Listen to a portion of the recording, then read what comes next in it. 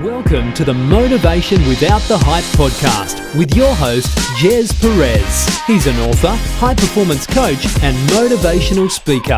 This show brings you inspiring messages and interviews to unleash your greatness in life and in business. So let's get started.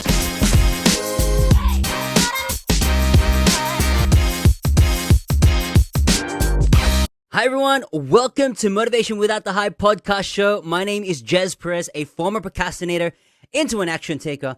We bring you inspiration messages and interviews, including motivational insights, tips, principles, and proven strategies that you can take action without the hype in unleashing your greatness in life and in business. So we appreciate you plugging in and spending time with us. And we have a very special guest, and I'm super grateful to have him on our show. His name is Ken Fleiscner.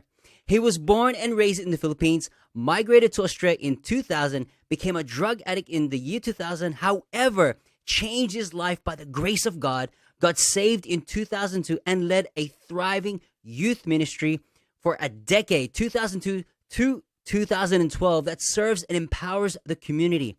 He's happily married since 2007 with 3 beautiful kids and pastored a church in 2015 while his pastor was on sabbatical leave. He currently runs a very successful and thriving business from 2015. And our guest, his name is Ken. Ken, welcome to the show.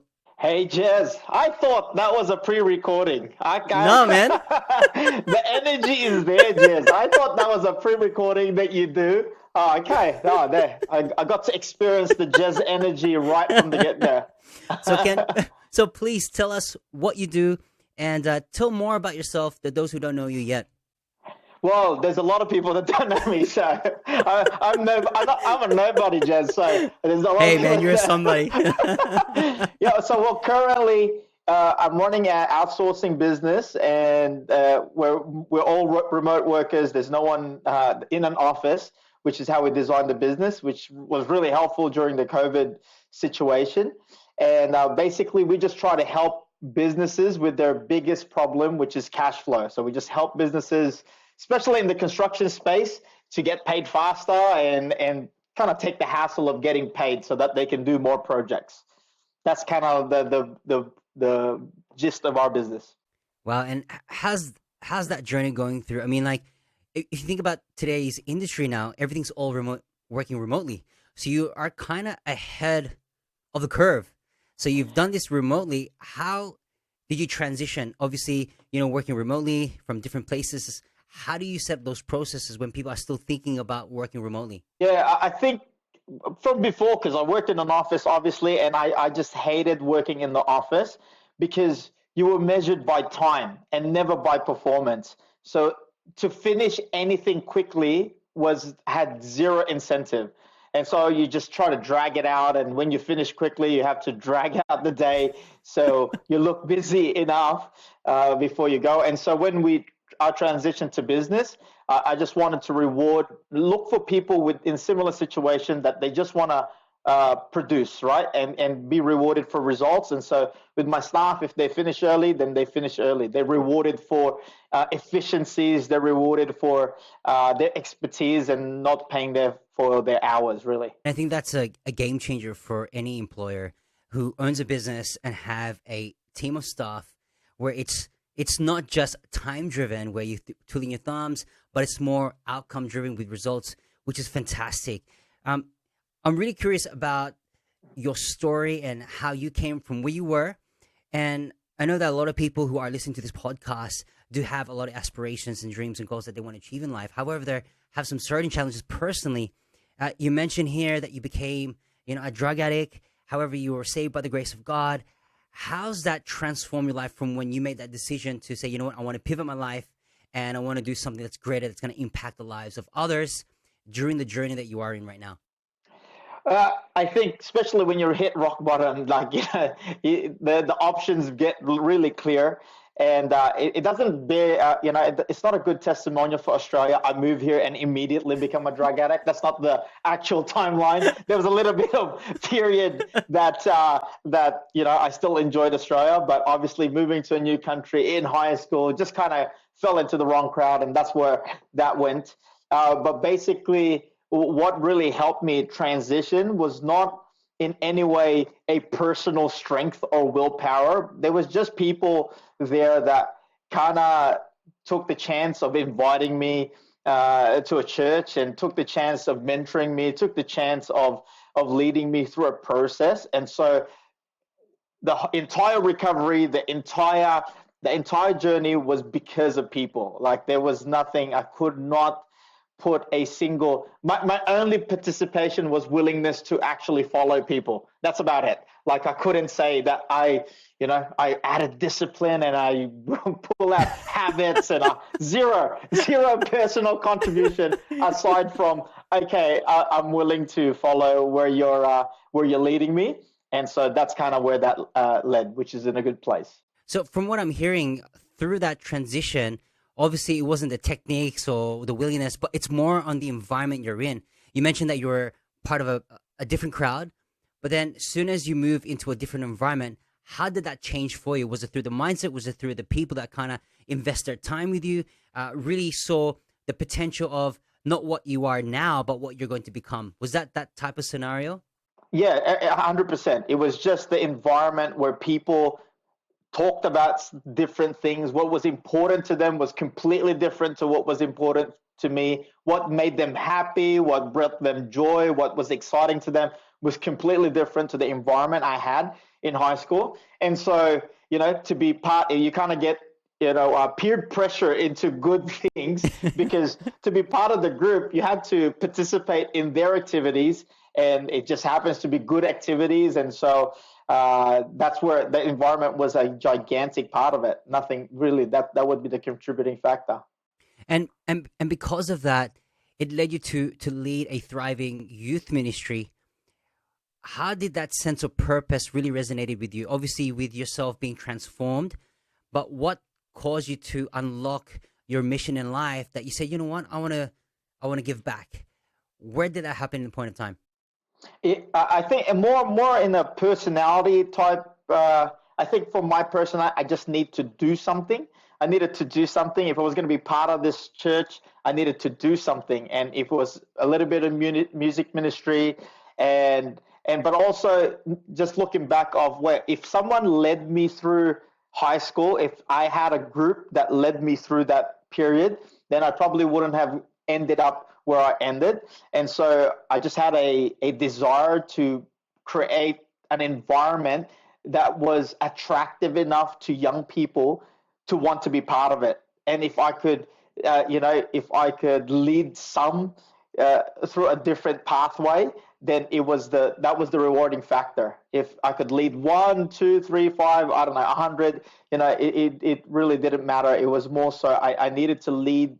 I had the opportunity to be able to lead people through a different pathway, which worked for some, didn't work for others, but that was kind of the desire there. Another opportunity, another option for young people to follow a different way. Yeah.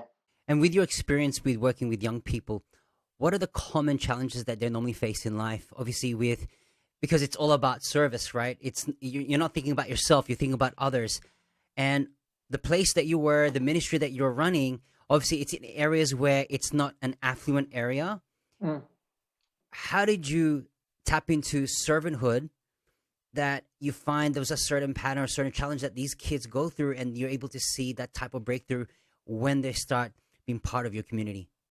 Yeah, so the group that we had was a bit of a mix. At the start, it was, most people were from middle class, church people. So that was a little bit easier. And then we did get to a point in ministry where we tapped into a lot more underprivileged kids. And I think the biggest struggle was breaking through the barrier of authority, because most of the kids come from, broken homes, second, third, fourth fathers. It was a pretty messy situation. And so you had to break the barrier that we are authority that is a good kind, that we're here to serve you, that we are here to actually help you with benefits. We're unpaid. So it was breaking that barrier. And for some, it was never broken. For others, it took a short time. For others, it took a long time. And so that is still the biggest problem, because you're trying to just try to break through to get the kids to understand,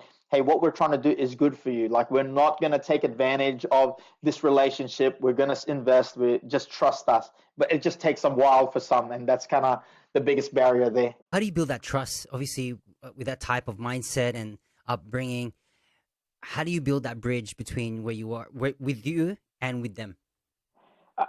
You mentioned it at the start, where it's about service, Yeah. and it's just that relentless service, because Wow, I love it. there's zero reward for a very, very long time, and some, like, there's zero reward. You put up all of the money, all of the time, all of the energy, and you just keep investing, keep sowing, and some never come to grips. Like, a large majority of it just never cross the line of really, or stick around long enough to experience the goodness of the community. But it's just relentless service. You just keep doing it until they finally realize, wait, this is not a show. This is not for any sort of reward. This is for real. People actually want to help me, and that's why they're doing this. Yeah. Doing ministry and leadership for 10 years or even more, how has that empowered or really helped you in terms of leadership skills? Because it takes time, man. It's not like overnight, right? And it's through experience. Like, no one's going to give you a manual of, here's the leader. It's through experience. It's through life experiences. How did you build that resiliency in terms of leadership traits? How did you build that along the way? Like, with the resilience, I think walking with someone was probably the most the thing that really made me stick in working with someone, because there was two of us suffering, and so, like, the shared suffering was the bond. So, having to do kids and driving 3-4 trips every time, because we only had 2 cars. But to know that my friend Dave Echo, that everyone knows, that guy needs no introduction, because everyone knows that guy. Yeah. But not the other guy. Yeah, not me. I always use Dave's name to connect with people. It's like, yeah, hey, I'm Ken, Dave's friend. Like, Dave Echo. That's how people know me. I'm his friend. But yeah, probably shared suffering was what kept me in, because you knew other people were suffering with you. You were fighting. You were in the trenches with somebody else, and that just kept you going. You know that you weren't alone. There was people there experiencing exact same pain, exact same energy depletion, everything else.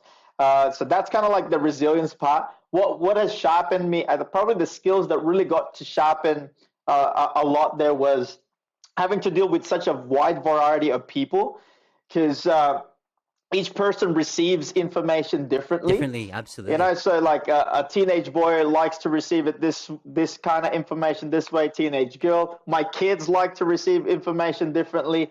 I speak to adults, to single moms, it's a big leadership is quite, like, diverse in that way, and so that you start to learn that just because your idea is good doesn't mean people are going to buy into it, right? Doesn't mean that's just because it's noble that everyone's going to jump in. You could put on a program and say, hey, we're going to feed the poor, and it's going to help so many people, and 2 people rock up, right? Because either you've undersold it, and you've been in corporate for so long as well, Jez, that you pitch an idea in a meeting that no one received at all. It's like, okay, next topic, and it's either, there's a few factors. It's either timing, the idea is not good for that time at that particular moment, or it may be influence. You got zero influence in that group, and therefore your idea is terrible, regardless. Or the other one is that you're just not presenting. You're not communicating the idea well enough, and so having to do that in leadership for so long, you start to develop the skills to go, okay, so this type of people like this type of information. And how's that translated into your business now, with everything that you've learned through those 10 years of leadership at church and doing ministry and doing amazing stuff? How's that translated into the business that you're running right now? Well, right, like I think right now there's two ways of leadership. I'm the boss. I could say, hey, I'm the boss. Do the thing I tell you, and it'll get the result, but it's the it'll come with the wrong attitude behind it. And so every time we do have a new idea, I bring in other ideas in, but really it's trying to get people to participate in the idea, participate in the decision, so that it becomes a company decision, which is, and then you sell it to the technical guy to say, hey, this is how exciting this is going to be because it's going to be so complicated. You're going to love this. And then you sell it to the other person. It's like, hey, if we do this efficiency, you get to go home 1 extra hour early, and you just have to sell the idea different ways. It gets the same results, but you're just trying to get as much buy-in from everyone else. Because if you just put the hammer down, I've never had to do that yet, but if you just put the hammer down, yes, people will do it, but with just the wrong motives, wrong attitude, and it'll just it'll chip away at my influence and leadership. And so I just try to sell it. So how do you do that buy-in? Because most leaders do have that type of challenge where they do have an idea or they want to do an initiative. However, they can't do it alone, right? And so whatever influence that they have, it starts with a vision. How do you get people to buy into what you want to achieve, knowing that, okay, I got to stir the company. I know where I need to go. I just can't do it alone. How do you get people to buy in? Because a lot of leaders have an idea, but it gets discouraged because they can't get everyone reeled in to see what they see. Yeah, I think the most is that you need a few key people to buy in. You don't need the entire organization to buy in. You just need the people that will make it, get it across the line to buy in.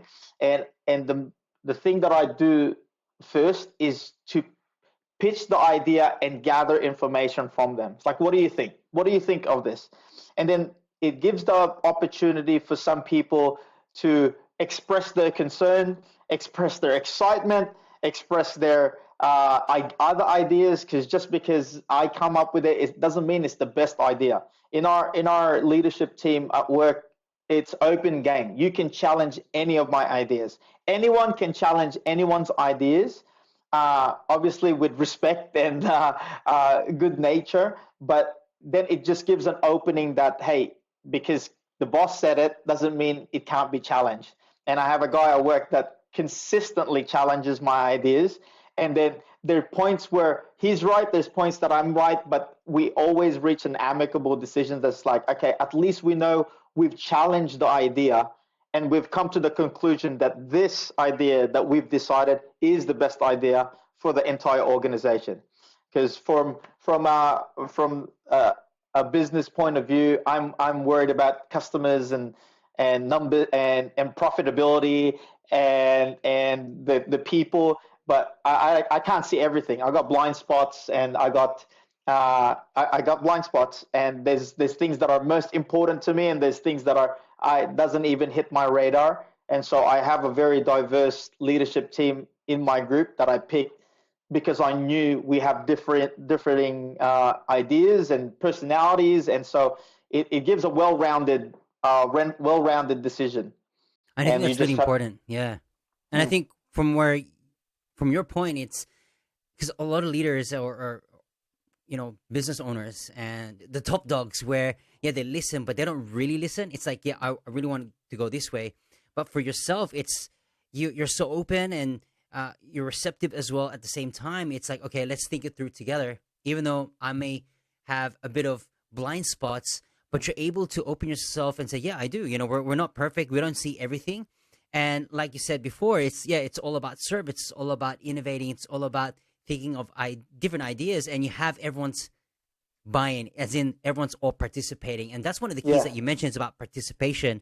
So we know that leadership is crucial in any business, but from someone who's listening to this podcast, who wants to build their leadership capability, what would be your 3 tips or your principles that you live by that can actually help someone who's actually listening to the podcast today? I think it's the easiest way to really learn leadership is to serve under a good leader. Like just to serve and absorb and be on the other side of it. Like to be able to just do what is necessary be a contributor for the team, right? And so if you serve under a leader, and I've served under great leaders and some bad leaders, but you learn either way. So serving is probably one of the key things, not the most important. Like, this is not in any particular order, but so yeah, serving is quite crucial because it's a character testing. The next one is probably work on your character, because in across the board, regardless of industry, what brings the leader down is not skill sets, it's always a character flaw. They'll reach the top heights, and infidelity, or or pride gets them, or they're stealing money or something that's character related, right? It's never skill sets. It's never like, oh, they made the wrong, very rarely is it because of skill set. It's always character. So if you work on your character the most, then you'll have the right character traits to be a good leader.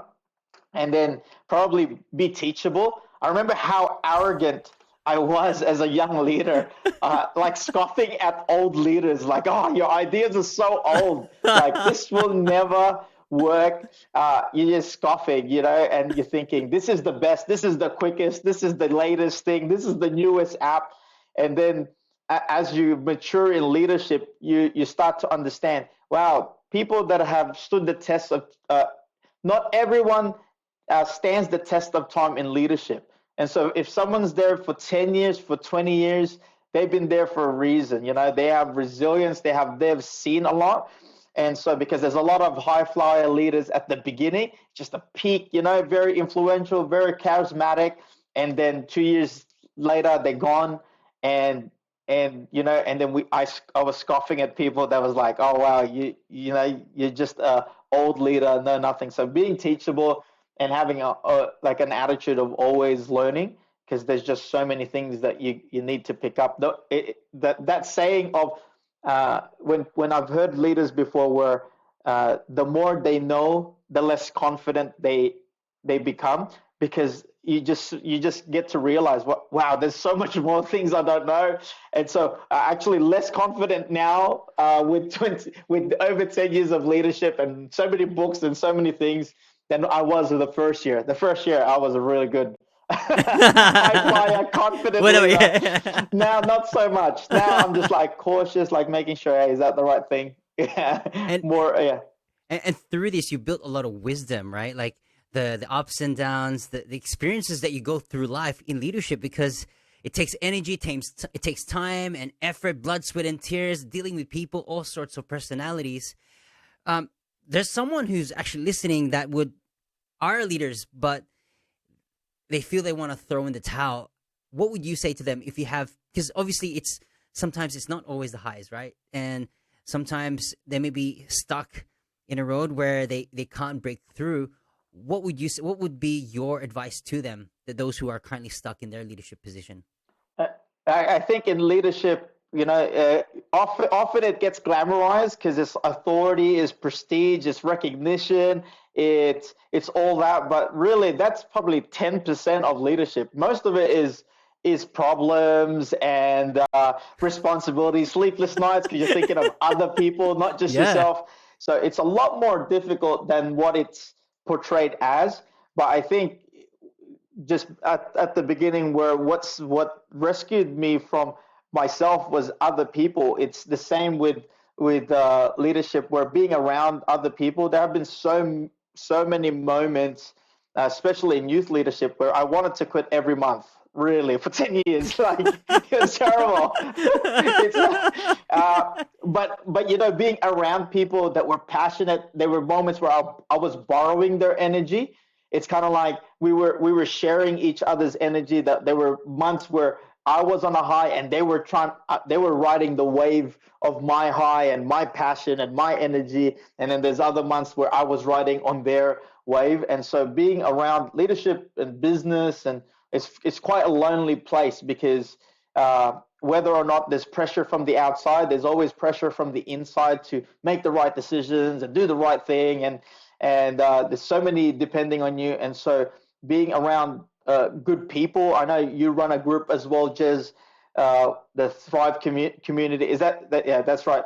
Like being around people like that is so beneficial, because there are moments where their business is going so well, your one isn't, so or vice versa. But to ride the wave together, like other people, community is so important. I hate